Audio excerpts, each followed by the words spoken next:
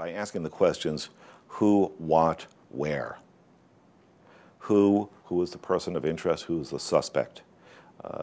You then start to collect information about any companies that the suspect controls, any individuals in that same orbit, employees, former employees, business partners, spouses, ex-spouses, customers, vendors, and go out and interview them, all of them, as many as is practicable. And you have to do it slowly, gradually, so as not to alert the suspect. That takes care of the who and, in part, the where. Now, how do you obtain the financial records?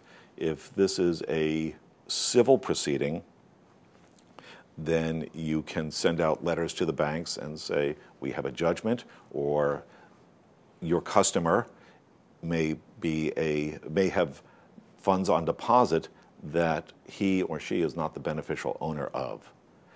And this is why we say so. If you ignore this letter, then you may be facilitating a crime.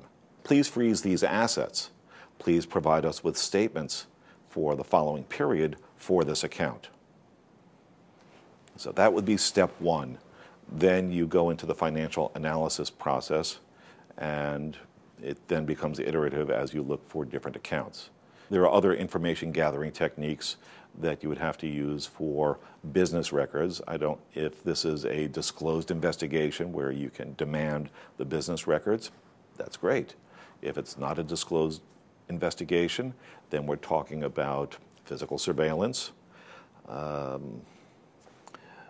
Electronic surveillance is not legal in the private sector, so I would say don't do that, because then you as an investigator are liable for criminal trespass.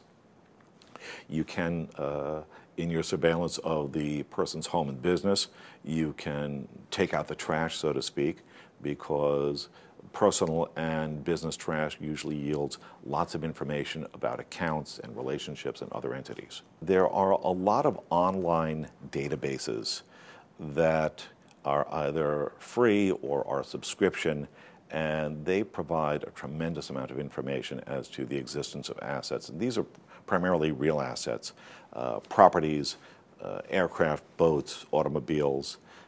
Also, they can disclose connections with various organizations, businesses, not-for-profits, and so on. So first and foremost, you can potentially attach someone's home or vehicle or aircraft, whatever. As far as finding out or doing something with the information relating to organizations, you can make an inquiry of that organization. You could possibly send a letter saying that you want to garnish wages. There are other opportunities like that. You can also do a search of private letter stock deals. So if you bought into a private equity deal, the general partner typically has to register those, even though it's not a registered security for sale to the general public. You as a qualified investor, it still has to be listed, so that's something else that you might be able to reach out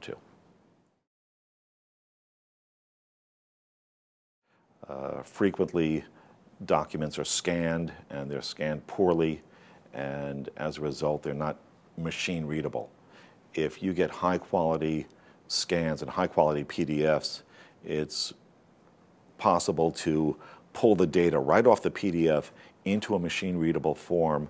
Because of the volume of the transactions, you need to come up with a meaningful way to present it.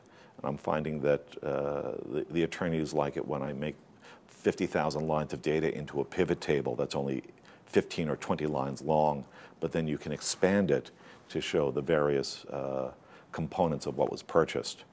A pivot table in Excel is basically a chart, and every cell in the chart, if you click on it, it would expand to show everything that's in that particular category. For a given year, one fraudster had spent $829,000 on her American Express card. So you open that up, and it then goes to business and personal. And there were only $345 spent on business, and then the personal was $800,000. And then you expand the personal by category, and you can see that there was $100,000 spent on lodging and another $100,000 spent on show horses, $200,000 spent on clothing.